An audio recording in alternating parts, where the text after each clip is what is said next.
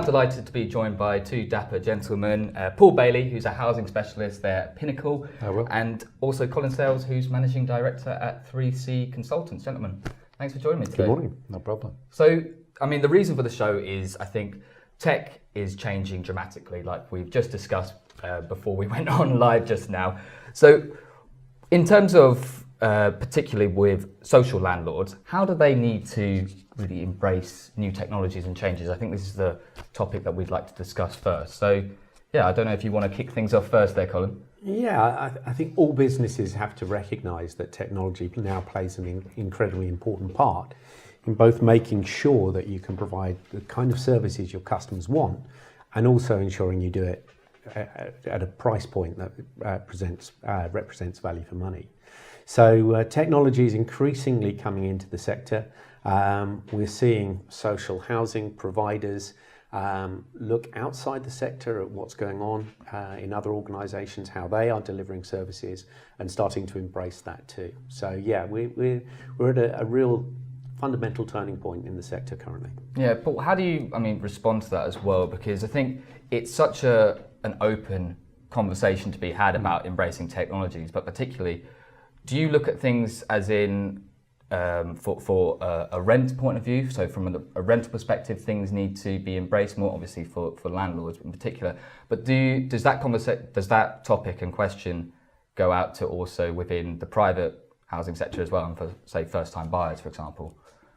Within the private sector, they're sort of at the top of the tree where it's easy to adopt newer technologies. They've got less restrictions and compliance, although that is changing as we go along. The social housing sector, I've always been reliant upon technology. It's just the speed and the ease of which they adapt the latest technologies, the latest techniques, and that can be quite hard because they're not just half a dozen people in a room. You know, you're talking about big organisations, 300 plus up to a couple of thousand people, based on multiple sites around the UK. And a housing association is a microcosm of daily life, really. They run everything. They run the properties, they manage tenants, they manage all the financials, and they manage their own people with their own HR systems and management levels. So it's not an easy task. However, technology can help them do that. But it's a case of having a strategic view, deciding what they want to achieve, talking to other housing associations, maybe bringing in consultants who can look at, the whole sector and then do some measure points whereby they can accelerate their use of technology and where that's going to take them. Yeah. Can I just add something to that? There's over, I think, 1,500 housing associations in the UK, and Paul's absolutely right. Some of them are very significant in size, but there's also a very significant number who are very small. In fact, I think of those 1,500, over 1,000 of them have less than 1,000 properties under management. And yet those organisations have to deliver just the same kind of services, have to be just as compliant, have to provide just the same value for money as those much larger organisations. Now, in doing so, you could argue they provide a fantastic local service. They can be sometimes considered far more in tune with their local communities because they're often sitting within those communities. But they still need to provide just the same kind of services to their customers. And as I say, they need to provide the same level of value for money.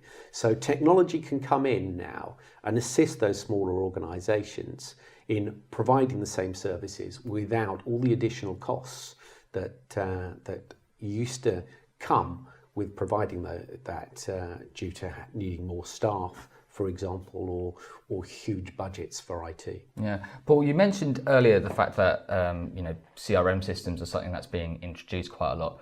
Can you give us any specific examples of, say, a certain smart technology that is going to be helping social problems as well? So not just making it easier for a tenant to move into a property. I.e., me personally, I've had to go through a third-party company to do a referencing check for a new property that I've moved into.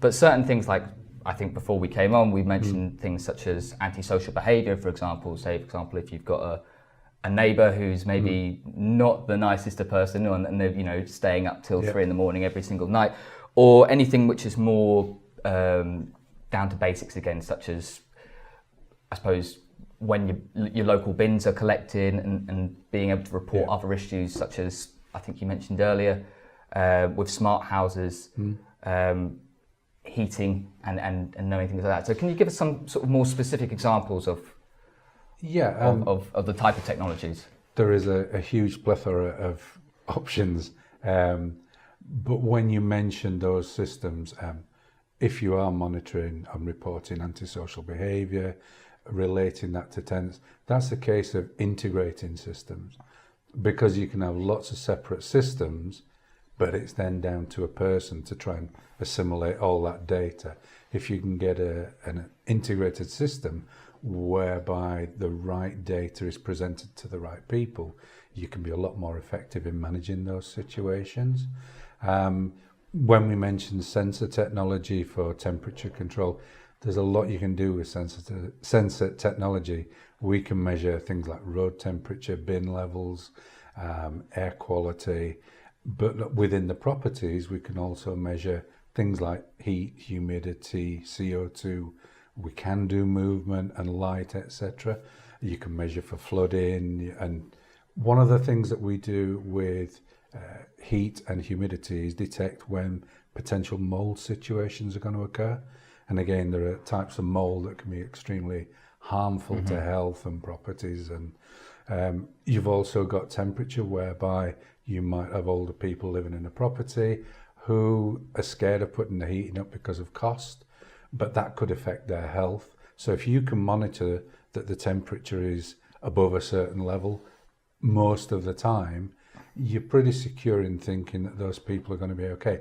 If it's consistently low, you can then send somebody round to address that issue, and maybe you've got a case of winter fuel poverty, and the consequences can be quite severe. So there are really, really good use cases for specifically sensor technology, but applications and artificial intelligence all the way up. Yeah, because I think, we all know that you can get great landlords, but there is also, I suppose, rogue landlords which are out there too as well.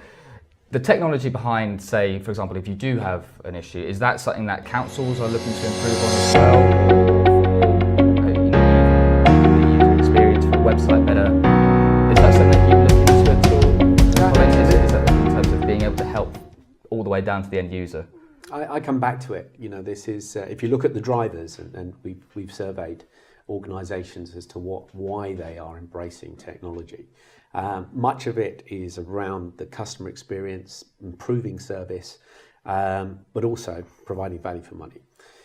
By that I mean, if you can get people like yourselves to self-serve, and therefore liberate those that traditionally were working with them face-to-face or over the phone, then that frees up those individuals to go and help those who really need it, which is absolutely crucial when you consider that I'm working with one organisation, and they believe that 80% of their tenants generally, given the right encouragement, will self-serve.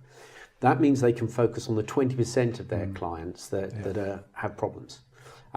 And if they can focus attention on those, then maybe 10% of them, they can move into the 80%. And now they're left with just 10% that are considered to be their challenging customers. Now, there will always be a proportion of those that you'll never be able to fix. But if you can spend time, effort, if you can invest in those customers, then you can move them to becoming much more able. And just think for a moment the benefits that you yourself have from dealing with opportunities around the internet, whether it be buying and saving money, whether it be learning, whether it be social media and communication.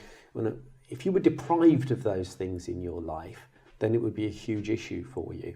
So if people within social housing organisations can be liberated and find time to work with their customers and help them to discover the benefits that the internet and other forms of technology can offer, then they're actually enriching their lives.